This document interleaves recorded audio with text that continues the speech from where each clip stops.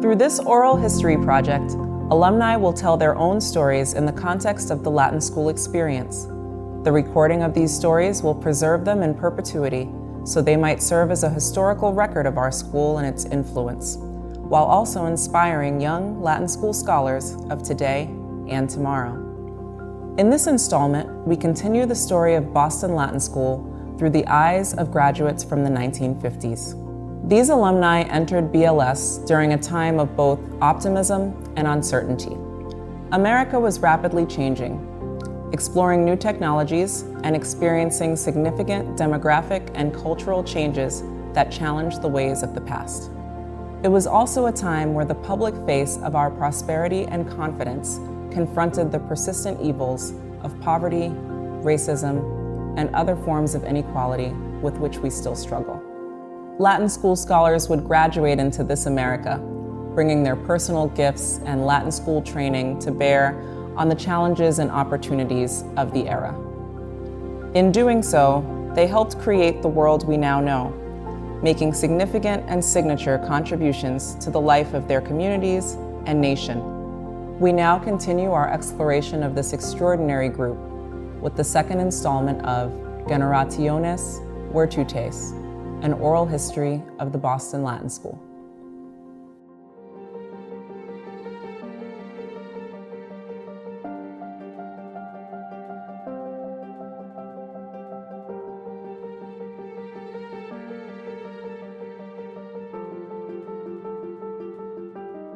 Getting into Latin school was a big thing. Best school in the city. You had the privilege of having the greatest educational experience that would be available.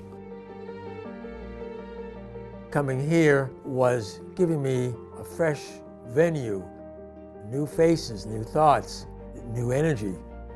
It gave me a head start on culture. In the beginning, there was a lot of fear. We had to work very hard if we wanted to get out of here successfully. And you knew that because there was a very high dropout rate. Your friends would be falling off left, right, and center. And I can remember our first meeting when we were Sixies. We were sitting in that assembly hall looking up at those famous names. There was a great sense that it was worthwhile. Understanding that we were entering into a part of history. Latin school was a tough taskmaster. 3 hours of homework every night. It was very demanding. You were expected to go on to college, just as you were expected to go to a favorite uncle's house for Thanksgiving or whatever. The mood was, get serious, get to work. That's what they told you when you walked in the door. Simplicity and naivety can be good things at times. We were playing hard, we were studying hard, even though most of the world was in misery in one form or another. The events of the world were something that you observed. Yes, we knew of bomb shelters. Yes, we knew of the Cold War. But we were robotically drawn to our studies. I was focused on going to school, carrying that big book bag with all that stuff inside, trying to understand it. What I do remember is we had air raid drills in case of any kind of an attack. I don't know how imminent that might have been. We were definitely optimistic. We never said, what if? We didn't have those anxieties. We didn't have those second thoughts. There wasn't much that you could do about any of these things, but there was something you could do about that homework that was given to you. And that's where you had to focus your time and attention. In order to survive at Latin school, you had to develop a sense of time management. Everyone had the intelligence. It was just a matter of the willingness to apply oneself and put in the time.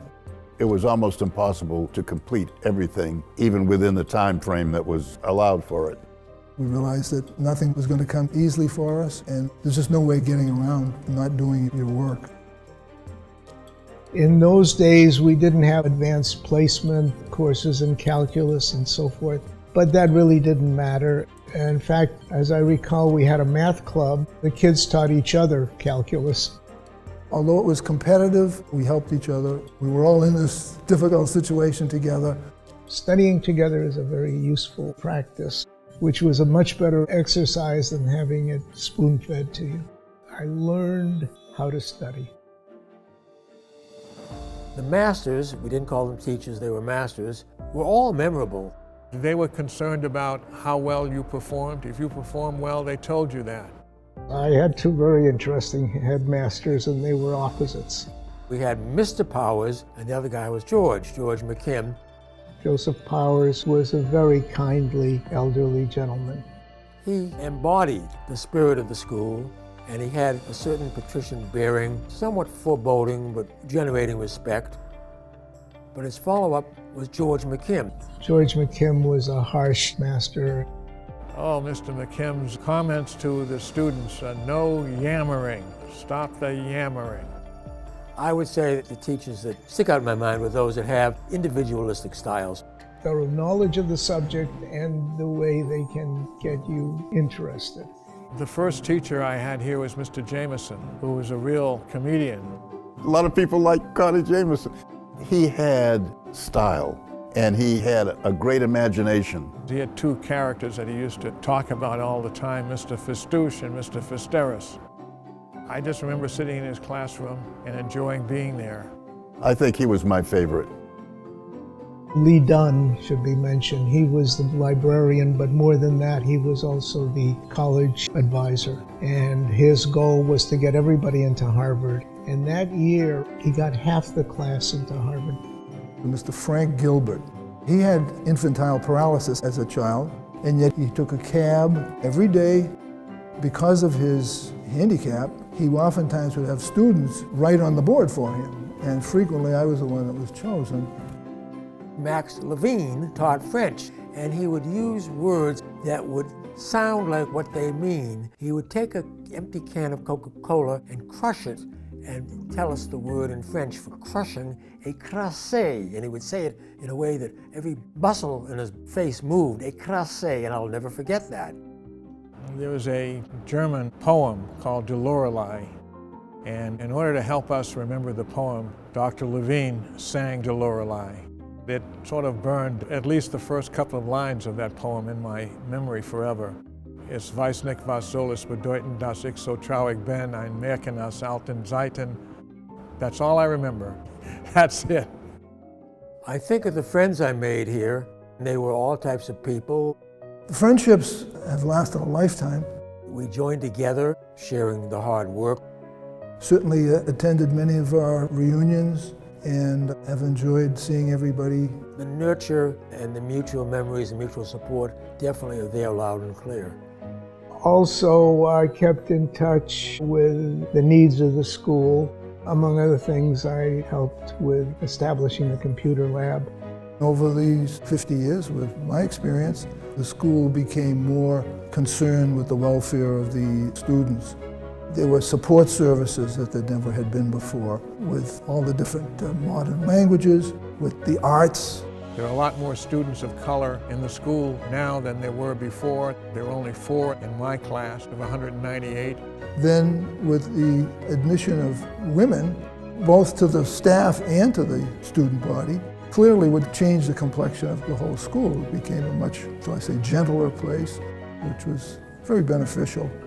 With a school, an institution that's been in existence for 382 years, 50 or 60 years, it's not that long. So these changes that are happening and very quickly are quite significant, and I think to the advantage of everyone.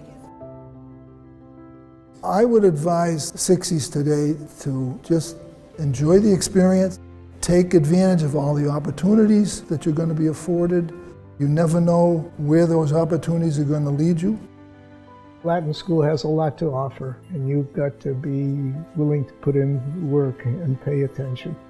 It's best for you to organize yourself to do the work now rather than waiting until you're in your 50s or 60s, because it's not going to get any easier. I think those students who are here, who know each other, need to work together in order to succeed. Dripping water makes a hole in the stone. In other words, perseverance, stay with it. When I left Latin school, I felt I could run with the fast crowd, no matter where I went. I felt I'd been able to succeed there. I knew I could succeed anywhere.